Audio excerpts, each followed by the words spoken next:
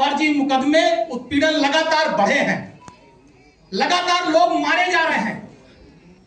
जिस तरह से हमारे पीडीए परिवार पर हमला हो रहा है, लोगों की हत्याएं हो रही हैं, फेक एनकाउंटर हो रहा है, जुल्म अत्याचार हो रहा है, उसी तरह हमारे ब्राह्मण समाज के लोग भी योगी सरकार के इस तांडव से अछूते नहीं हैं। लोग मारे जा रहे हैं, हत्याएं हो रही हैं, जिले जिले में फर्जी एनकाउंटर दर्ज किए जा रहे हैं। हमारे पास ये पूरी सूची है, सैकड़ों लोगों की हमारे पास सूची है जो भारतीय जनता पार्टी की सरकार में मारे गए हैं। आज ये बगल में आपके बैठे हैं हमारे विधान परिषद के पूर्व सभापति रहे आदरणीय गणेश शंकर पांडे जी। ये पंडित हरशंकर तिवारी जी के भांजे हैं, उनके बड़े सुपुत्र भीष्म शंकर तिवारी और कुशल तिवारी जी जो सांसद रहे, पूर्व सांसद हैं, ये आपके बीच में बैठे हैं। आज इनके छोटे भाई जो पूर्व विधायक रहे विनय शंकर तिवारी जी जेल में हैं। आज वो जेल में क्यों हैं? आज वो जेल में इसलिए हैं कि इन्होंने, जिनकी गोरखपुर में सरकार है, कभी उनका नेतृत्व स्वीकार नहीं किया, कभी उनके पीठ पीछे चलने का काम नहीं किया। इन्होंने हमेशा लोगों की मदद की, अलग चले, उनके साथ चलना कभी स्वीकार नहीं किया और हमेशा उनके जुल्म जाति के खिलाफ ये लोग लड़े। जब ये उनके साथ नहीं खड़े हुए, अलग रहे, तो आज उसका परिणाम है कि फर्जी मुकदमे में इनके परिवार का उत्पीड़न किया जा रहा है और परिवार को जेल भेजा जा रहा है। ये हमारे बीच में आए हैं, दिखा दूं जरा सा दर्जी में, ये इनके कपड़े से आप देख लीजिए, आइए माता जी, इनके कपड़े से आप देख लीजिए। अभी घटना 1 महीना भी नहीं हुआ होगा। ये पिता है, ये पिता है आदर्श उपाध्याय के और ये माता है। आप इनके शरीर कपड़े से हवाई चप्पल और टी शर्ट और गमछा जो मुंह में है, इसको देखकर आप समझ सकते हो कौन से खरापति आदमी है, ये कौन से खरापति है। इनका दोष इतना था, इनके पीछे उपाध्याय लिखा है, इनके बेटे का नाम आदर्श उपाध्याय था। सिर्फ इनका यही दोष है, ये ब्राह्मण परिवार के हैं और इनके बेटे का नाम आदर्श उपाध्याय था, यही इनका दोष है। पुलिस इनके बेटे को लेकर गई, थाने में इतना मारा, इतना मारा, इतना मारा, इनसे घूस मांगा, पैसा मांगा, इनकी हैसियत नहीं थी पैसा देने की और इनके बेटे को अपनी जान देनी पड़ी। आज इनका बेटा इस दुनिया में नहीं है, आदर्श उपाध्याय के माता और पिता। यह है भारतीय जनता पार्टी की योगी आदित्यनाथ की सरकार। ये हमारे बीच में एक बहन रंजना तिवारी बैठी है, खड़े हो जाइए, ये पहले भी यहां पर आ चुकी हैं। इनका भाई कबीर तिवारी, मुझे आज इस मन से कहने में कोई गुरेज नहीं है, झारखंड का अध्यक्ष था डिग्री कॉलेज का, हमारे दल में नहीं था, समाजवादी पार्टी में नहीं था, भारतीय जनता पार्टी में था। इस बहन ने इस मन से पहले आकर अपनी वेदना भी व्यक्त की थी। सोचिए, वो भारतीय जनता पार्टी में था, एबीवीपी में था, झारखंड का अध्यक्ष था, बढ़ रहा था, उसकी हत्या हो गई। हत्या करने वालों पर भारतीय जनता पार्टी सरकार का पूरा संरक्षण था, पूरा संरक्षण था, कोई सजा हत्यारों को नहीं। पुलिस और सत्ता ने ऐसा काम किया कि जिन लोगों ने मारा था सब बरी है एक तरह से, कहीं कोई कार्रवाई नहीं है। ये बहन आज हमारे बीच में रंजना तिवारी, क्या हुआ कबीर तिवारी के साथ? कबीर तिवारी का दोष केवल इतना था कि उनके पीछे तिवारी लगा था, इससे ज्यादा अपराध कबीर तिवारी का नहीं था। अगर मैं सूची पढ़ूं, आप याद चाहिए वो घटना, मैं मुख्यमंत्री जी का पिछला कार्यकाल और ये कार्यकाल दोनों याद दिलाऊंगा 5 मिनट के अंदर।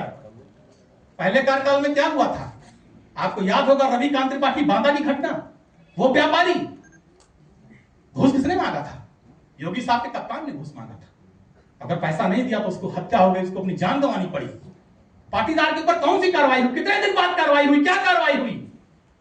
और बताते हैं अपराध मुक्त प्रदेश है, सारे अपराधी भाग गए, जब कप्तान ही गुंडा टैक्स मांग रहा है, आप कप्तान ही वसूली कर रहा है। यह है भारतीय जनता पार्टी योगी जी की सरकार और यह है ब्राह्मणों की दुर्गति भारतीय जनता पार्टी की सरकार में। खुशी दुबे कितने दिन हुए थे शादी के, वो कितनी बड़ी हत्यारन थी, कितनी बड़ी अपराधी थी, उसका दोष इतना था कि उसके पीछे भी दुबे लगा था, उसको भी जेल काटना पड़ा। कितने दिन अखबारों में छपा, मीडिया के लोगों ने कितनी लड़ाई लड़ी उसकी, हम लोगों ने लड़ी, लेकिन क्या कार्रवाई हुई? कितने दिन उसको जेल काटना पड़ा क्योंकि उसका नाम खुशी दुबे था। भगवान परशुराम की जयंती का अवकाश, अभी पिछले 30 तारीख को भगवान परशुराम जी का जन्मोत्सव था, जयंती थी। हमारे श्रद्धेय नेताजी ने मुख्यमंत्री रहते हुए पूरे प्रदेश के जितने ब्राह्मण संगठन से उनको बुलाया था, अपने आवास पे खाना खिलाया, सबका सम्मान किया, आदर किया और ब्राह्मण समाज के लोगों ने पूरे प्रदेश से कहा कि हमारे भगवान परशुराम की जयंती का अवकाश, जन्मोत्सव का अवकाश कर दीजिए। नेताजी ने घोषित किया था और योगी जी ने सबसे पहले मुख्यमंत्री बनने के बाद क्या किया? भगवान परशुराम के जन्मोत्सव की अवकाश को निरस्त कर दिया। तो आप इससे सोच लीजिए कि भगवान परशुराम के प्रति कितना सम्मान है भारतीय जनता पार्टी के दिल में और उनके नेता के दिल में। जन्मोत्सव पर लोग शोभा यात्रा निकाल रहे थे, सारी शोभा यात्राएं रोकी गई। लखनऊ में राजेंद्र नाथ त्रिपाठी जी निकाल रहे थे, उन्होंने तो बाकायदा परमिशन ले रखी थी लिखा पढ़ी में, उसके बाद उनकी शोभा यात्रा रोकी गई, विभिन्न जिलों में रोकी गई। लोग शस्त्र लेकर पूरे शहर में घूम रहे हैं, पूरे प्रदेश में घूम रहे हैं, कोई रोक नहीं है। लेकिन अगर शोभा यात्रा हम अपने भगवान की, अपने देवता की निकालना चाहते हैं परमिशन लेके, तो रोक है। यह स्थिति है। सुल्तानपुर की घटना, डॉक्टर घनश्याम तिवारी, 2 साल पुरानी घटना है। डॉक्टर घनश्याम तिवारी को ड्रिल मशीन पूरे शरीर में घोंस करके मारा गया। आप बता दीजिए, घनश्याम तिवारी, डॉक्टर घनश्याम तिवारी, हैवानियत की सारी हदें पार हो गई, हैवानियत की सारी हदें पार हो गई। ड्रिल मशीन अगर किसी के शरीर में घोंसा जाए, चलाया जाए, तो आप सोचिए सुई अगर चुभ जाती कितना दर्द होता है, और ड्रिल मशीन डाल के मारा गया। यह है भारतीय जनता पार्टी की सरकार। गोरखपुर अंकुर शुक्ला चाकू से गोप कर निर्मम हत्या, देवरिया आदित्यमणि तिवारी की हत्या, अंबेडकर नगर महुआ में सचिन तिवारी की हत्या, मोहित पांडे हत्याकांड लखनऊ, ऋतिक पांडे हत्याकांड लखनऊ, राघव वीरेंद्र वाजपेयी हत्याकांड सीतापुर, प्रभुराज मिश्रा हत्याकांड अयोध्या। अयोध्या से घटना और याद आ गई, 2-3 साल पहले की घटना है। 5 साल की बच्ची के साथ दुराचार हुआ, ब्राह्मण परिवार की थी। करने वालों का समर्थन भाजपा, भारतीय जनता पार्टी के विधायक, उनके नेताओं का था, कोई कार्रवाई नहीं हुई। मेडिकल कॉलेज में उस लड़की का इलाज भी राष्ट्रीय अध्यक्ष जी ने मदद की हर तरह से, माननीय राष्ट्रीय अध्यक्ष जी ने मदद की परिवार की। और सोचिए कि अयोध्या में हमारे मुख्यमंत्री हालत में जाते हैं क्योंकि वो बच्ची ब्राह्मण परिवार की थी। योगी जी एक बार भी उस ब्राह्मण बच्ची परिवार से आज तक नहीं मिले, इतने साल हो गए। उस बच्ची के कितने ऑपरेशन हुए हैं, जिसको पता करना हो जाकर अयोध्या में पता कर सकते हैं। उस बच्ची ने जीवन और मरण के बीच में अपनी जिंदगी जी। 5 साल उस बच्ची की उम्र थी, उस बच्ची के साथ हैवानियत हुई। उस बच्ची का भी अपराध इतना था कि ब्राह्मण थी, इसलिए योगी जी उसके दरवाजे पे न गए, न बुला के मिले।